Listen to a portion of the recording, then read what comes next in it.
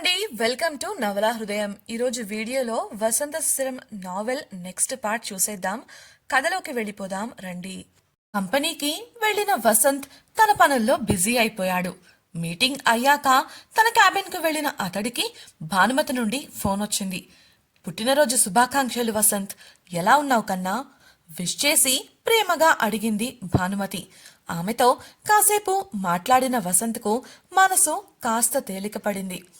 Phone పెట్టేయబోతూ, కన్నా, సాయంత్రం 4 గంటలకు ఒకసారి ఇంటికి రారా, నిన్ను చూడాలనుంది. ప్రస్తుతం నేను మిన్నుతో కలిసి బయటకు వెళుతున్నాను చెప్పింది భానుమతి. కంపెనీ వ్యవహారాలలో తలమునకలైన అతడికి భానుమతిని హాస్పిటల్ నుంచి తీసుకువచ్చాక మరోసారి వెళ్లి కలవడం కుదరలేదు. దాంతో సరేమ్మా, వస్తాను అని చెప్పి కాల్ కట్ చేశాడు వసంత్. మరోవైపు ఉమా కాలేజ్కి వెళితే శిశిర ఆటోలో ఎక్కడికో బయలుదేరింది.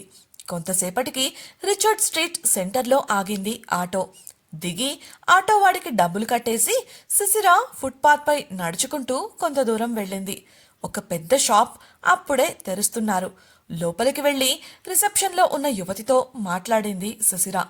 ఆ యువతి శిశిరను, దయచేసి కొంచెం సేపు లోపల గదిలో ఎదురు చూడండి మేడం, ఫార్మాలిటీస్ పూర్తయ్యేసరికి కాస్త సమయం పడుతుంది, షాప్ ఇప్పుడే కదా తెరిచాము, ప్లీజ్ అంటూ లోపలికి దారి చూపింది.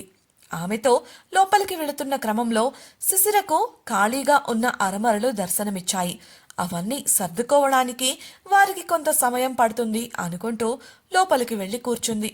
మేడం, కాఫీ, టీ లేదంటే జ్యూస్ మర్యాద కొద్దీ అడిగిన రిసెప్షనిస్టుకు నో థ్యాంక్స్, మీరు వెళ్ళి మీ పనులు చూసుకోండి అని చెప్పింది శిశిర. ఓకే మ్యామ్ అంటూ బయటకు వచ్చేసింది రిసెప్షనిస్ట్.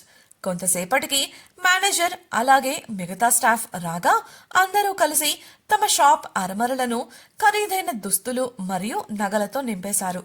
రిసెప్షనిస్టు కొత్త స్టాక్ వివరాలను కంప్యూటర్లో పొందుపరిచే క్రమంలో శిశిర లోపల ఉన్న విషయం మర్చిపోయింది.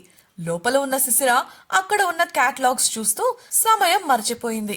షాప్కు కస్టమర్స్ రావడం మొదలైంది. సరిగ్గా అప్పుడే గీతతో కలిసి ఆ బొటిక్లోకి అడుగుపెట్టింది సౌమ్య. కళ్లకున్న చలువ కళ్లద్దాలను స్టైల్గా తలపైకి జరుపుతూ ఆ షాప్ అంతా కలియచూసింది. అక్కడున్న స్టాఫ్ ఇన్ఛార్జ్ ఆమెను చూడగానే దగ్గరకు వెళ్లి విష్ చేశాడు.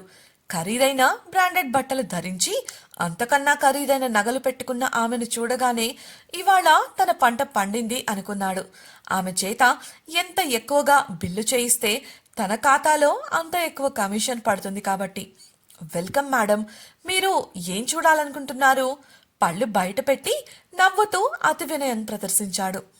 నాకు మీ లేటెస్ట్ కలెక్షన్లో మెన్స్ కఫ్లింగ్స్ కావాలి, ఖరీదు ఎంతైనా పర్లేదు దర్భంగా చెప్పింది సౌమ్య. ష్యూర్ మేడం, రండి అంటూ కౌంటర్ వద్దకు తీసుకువెళ్లాడు అతడు చాలా రకాల వస్తువులు చూపించాడు. కానీ ఏదో ఒక వంక పెడుతూనే ఉంది సౌమ్య. ఆ సేల్స్ ఇన్ఛార్జ్కి విసుగొచ్చింది. అయినప్పటికీ ఓపిగ్గా అన్నీ చూపిస్తూ ఉన్నాడు. మీకు ఇవి ఏ పర్పస్ కోసం అనేది చెబితే వేరే ఆప్షన్స్ ఏవైనా ఉన్నాయేమో చూస్తాను మేడం మర్యాదగా అడిగాడు. నాకు చాలా ముఖ్యమైన వ్యక్తికి బహుమతిగా వీటిని ఇవ్వాలనుకుంటున్నాను. కాస్ట్తో నాకు సంబంధం లేదు, ఎంతైనా పర్లేదు అని చెప్పింది సౌమ్య. మగవారి కోసం అంటే మీరు బ్రేస్లెట్స్, రింగ్స్ అలాగే బ్రూచెస్ కూడా చూడొచ్చు మేడం, రాత్రే స్టాక్ వచ్చింది, చూపిస్తాను అంటూ వాటిని తీసుకువచ్చి బల్లపై పెట్టాడు వసంత్. వాటిలోంచి బాగా ఆలోచించి చివరికి ఒక బ్రూచ్, అదేనండి కోటకు పెట్టుకునే పిన్నుని సెలెక్ట్ చేసింది సౌమ్య. అక్కడున్న వాటిలో అదే అత్యంత విలువైనది, ఖరీదైనది కావడంతో అది ఆమెను బాగా ఆకర్షించింది. సరిగ్గా అదే సమయంలో రిసెప్షన్లో ఉన్న అమ్మాయి కొత్త స్టాక్ను సిస్టంలో ఎంటర్ చేసే పని పూర్తి కావడంతో తన చేతిలో ఉన్న స్టాక్ను తన తోటి ఉద్యోగినికి అందించింది. అప్పుడు ఏదో జ్ఞాపకం వచ్చి, అయ్యయ్యో, ఈ ఆర్డర్ డెలివరీ కోసం ఒకరు వచ్చి చాలాసేపటి నుంచి లోపల గదిలో ఎదురు చూస్తున్నారు, నువ్వు వెళ్ళి వీటిని డిస్ప్లేలో పెట్టు, నేను వెళ్ళి ఆవిడ్ని పిలుచుకొని వస్తాను, ఇన్వాయిస్ సిద్ధం చేస్తాను చెప్పి శిశిరను పిలవడానికి లోపలికి వెళ్ళింది. సౌమ్య సెలెక్ట్ చేసిన వస్తువులను బిల్ వేయించడానికి ఆమెతో కలిసి రిసెప్షన్కు వచ్చాడు ఇన్ఛార్జ్. అతడు బిల్ వేసి అందిస్తుండగా సౌమ్య దృష్టి డిస్ప్లేలో ఉన్న వస్తువులపై పడింది. ఆమె కళ్ళు మెరిశాయి. ముఖంలో సంతోషపు వెలుగు అలుముకుంది. వెంటనే అక్కడికి వెళ్లి డిస్ప్లే వంక చూపిస్తూ నాకు ఇది చూపించు అని అంది.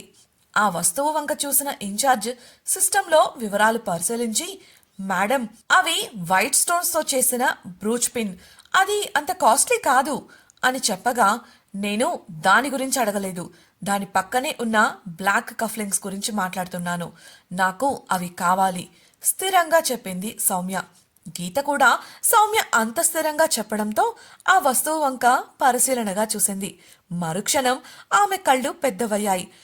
వావ్, నీది లక్కీ చూపు సౌమ్య. ఇంత చక్కగా సీఈఓ వసంత్ పేరుతో ఉన్న కఫ్లింగ్స్ ఇంత త్వరగా సులభంగా దొరకడం అంటే మాటలా అంది సంభరంగా. ఇది చాలదా మీరు కలవడం అనేది రాసిపెట్టింది అనడానికి? ఇంకేం ఆలోచించకుండా తీసేసుకో. వసంత్కు ఎవ్వరూ ఇవ్వలేని గొప్ప బహుమతి ఇది అవుతుంది అని చెప్పింది గీత. ఆ వస్తువు వివరాలు పరిశీలించిన ఇన్ఛార్జ్ కళ్ళు బల్బుల్లా మెరిశాయి. అత్యధిక మొత్తంలో కమిషన్ తనకు రాబోతుందని లోపల సంబరపడ్డాడు. వెంటనే మేడం, ఇది మా ఎక్స్క్లూజివ్ కఫ్లింగ్స్ కలెక్షన్ లో ఒకటి. ఈ పులిబొమ్మ ఏదైతే ఉందో అది అత్యంత అరుదుగా దొరికే నాణ్యమైన బ్లాక్ జేడ్ రాయిని ఇలా చెక్కారు. అలాగే పులి కళ్ళ స్థానంలో పసుపు రంగు వజ్రాలను పొదిగారు. దీని ఖరీదు అంటూ ఖరీదు చెప్పి సౌమ్య చూడటానికి ఆ వస్తువును ఆమె చేతికి అందించాడు. ఖరీదు విన్న గీత కళ్ళు తేలేయగా సౌమ్య కళ్ళు మాత్రం ఆ పులిబొమ్మ కింద ఉన్న వసంత్ అన్న పేరుపైనే నిలిచాయి. ఇది నాకు కావాలి అంటూ మరో ఆలోచన లేకుండా తన బ్యాంక్ కార్డును అతడి చేతికి అందించింది సౌమ్య. అప్పుడే రిసెప్షనిస్టుతో కలిసి అక్కడికి వచ్చిన సుశిర ఆ దృశ్యం చూసి ఆగండి అంటూ కంగారుగా అరిచింది. సౌమ్య అక్కడ సుశిరను చూసి షాక్ అయితే ఇన్ఛార్జ్ సాధారణ దుస్తుల్లో ఉన్న సుశిర వంక నిర్లక్ష్యంగా చూశాడు. వారి దగ్గరకు వెళ్లిన సుశిర ఇన్ఛార్జ్తో మీరు ఇలా ఎలా చేస్తారు? ఒకరు ఆర్డర్ చేసిన వస్తువును మరొకరికి ఎలా అమ్ముతారు? ఇది మీరు పనిచేసే ఈ బొటిక్ నియమాలకు వ్యతిరేకం అని తెలియదా అని కోపంగా ప్రశ్నించింది. హలో, మా బొటిక్ నియమాలు మీరు మాకు చెప్పనక్కర్లేదు. ఈ ఆర్డర్ ఇవాళ ఉదయం 10 గంటలకే డెలివరీ చేయాల్సి ఉంది. కానీ ఆ మనిషి గంటన్నర దాటినా అంతూ పంతు లేకుండా పోయాడు. కాబట్టి మేము దీన్ని మరొకరికి అమ్ముకోవచ్చు. అయినా మీలాంటి వాళ్లను లోపలికి రానిచ్చిందెవరు? సెక్యూరిటీ అంటూ కేకలు వేశాడు. రిసెప్షనిస్టు గబగబా ముందుకొచ్చి సార్, ఈ ఆర్డర్ చేసింది ఈవిడే. ఆవిడ షాప్ తెరిచినప్పుడే వచ్చారు. స్టాక్ ఎంట్రీ అవ్వలేదని నేనే ఎదురు చూడమని అడిగితే ఇప్పటి వరకు లోపల కూర్చున్నారు అని వివరంగా చెప్పింది. ఇన్ఛార్జ్ షాక్ అయి చూస్తుంటే సౌమ్య పళ్ళు కొరుకుతూ వాట్, ఈ ఆర్డర్ నువ్వు చేయించావా? ప్రూఫ్ ఏంటి అని కోపంగా అడిగింది. సుశిర ఆమె వంక నిర్లక్ష్యంగా చూస్తూ అది నేను నీకు చూపించాల్సిన అవసరం లేదు అని చెప్పి రిసెప్షనిస్టుతో నా ఆర్డర్ డెలివరీ ఇస్తే నేను ఇక్కడి నుంచి వెళ్ళిపోతాను. ఇప్పటికే చాలా లేట్ అయింది అంది. అందుకు ఆమె సారీ మేడం, ఇప్పుడే ప్యాక్ చేస్తాను అంటూ డిస్ప్లేలో ఉన్న ఫ్లోరల్ బ్రూచ్ పిన్నును చేతికి తీసుకొని మేడం ప్లీజ్ ఇలా ఇవ్వండి అంటూ సౌమ్య చేతిలో ఉన్న కఫ్లింగ్స్ ను తీసుకోవడానికి మర్యాదగా అడిగింది. ఆ కఫ్లింగ్స్ ను శిశిరకు ఇవ్వడం సౌమ్యకు అస్సలు ఇష్టం లేదు. వసంత్ పేరుతో ఉన్న కస్టమైజ్డ్ కఫ్లింగ్స్ అవి. వాటిని ఇవ్వడం ద్వారా వసంత్లో తన పట్ల మంచి అభిప్రాయాన్ని ఏర్పరచుకోవాలన్న ప్లాన్లో ఉన్న ఆమె ఇప్పుడు అవి వసంత్కు శిశిర ఇవ్వడాన్ని జీర్ణించుకోలేకపోతోంది. ఎలా అయినా వాటిని తనే వసంత్కు ఇవ్వాలని నిర్ణయించుకొని ఇన్ఛార్జ్తో నేను వీటికి 2 డబ్బును కడతాను. ఇవి నాకే కావాలి. నేను సౌమ్యవర్మను, ఇక్కడ రెగ్యులర్ కస్టమర్ని. మీరేం చేస్తారో నాకు తెలీదు. ఇవి నాకు ఇవ్వడం మీకు లాభమో లేక ఒక మామూలు అర్హత లేని అమ్మాయికి ఇవ్వడం లాభమో మీరే ఆలోచించుకోండి అంటూ తన ఫ్యామిలీ విజిటింగ్ కార్డును అతడి చేతిలో పెట్టింది. సౌమ్య చేష్టలకు చిరాకుగా చూసింది సుశిర. ఇన్ఛార్జ్ సౌమ్య బ్యాక్గ్రౌండ్ తెలిసి మెరిసే కళ్లతో చూడగా రిసెప్షనిస్టు కంగారు పడింది. ఇన్ఛార్జి సుశిరతో ఇలా చూడు, అసలు ఈ ఆర్డర్ ఇచ్చింది నువ్వే అనడానికి గ్యారంటీ ఏంటి అని ప్రశ్నించేంతలో రిసెప్షనిస్టు శిశిర దగ్గర ఇన్వాయిస్ ఫోటో ఉందని చెప్పింది. శిశిర దానిని అతనికి చూపించింది కూడా. సౌమ్య కల్పించుకొని తను ఒక నార్మల్ స్టూడెంట్ ఆదిత్య యూనివర్సిటీలో ఫ్రీ సీట్ మీద ఆధారపడి చదువుతోంది. తను ఇంత డబ్బు వెచ్చించగలదని మీరెలా అనుకుంటున్నారు?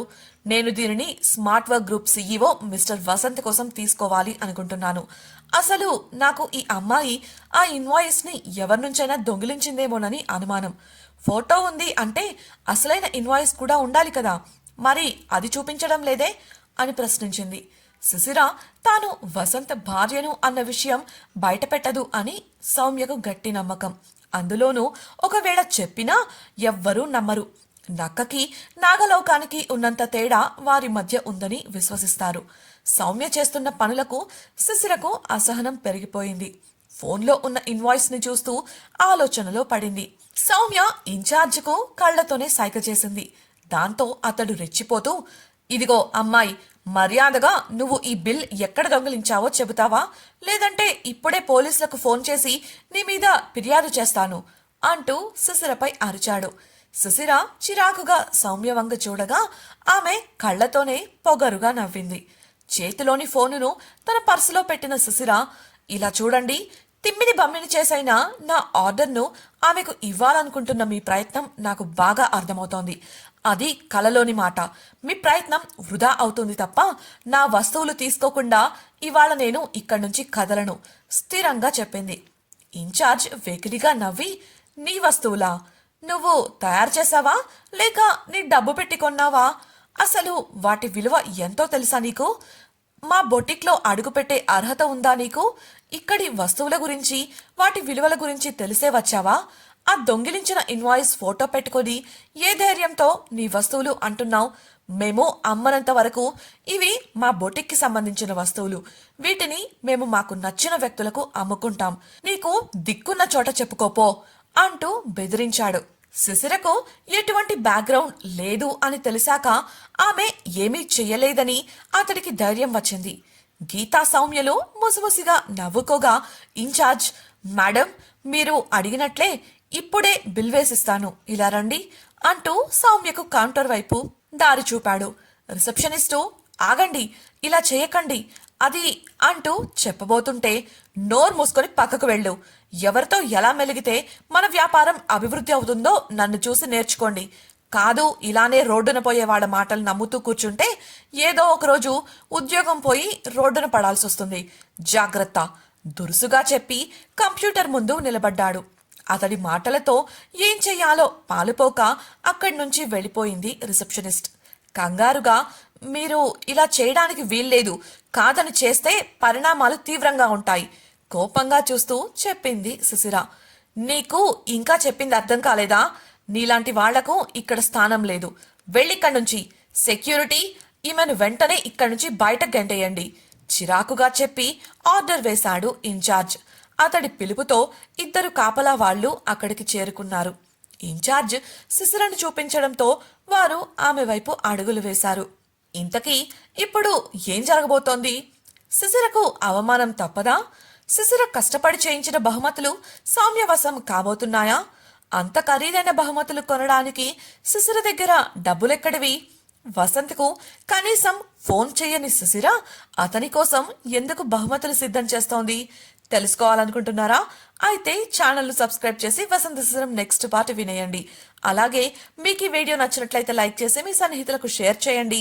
మీ అభిప్రాయాలను మాతో పంచుకోవడం కోసం కామెంట్ సెక్షన్లో తెలియజేయగలరు. ఇట్లు మీ నవలా హృదయం team. Thank you for listening.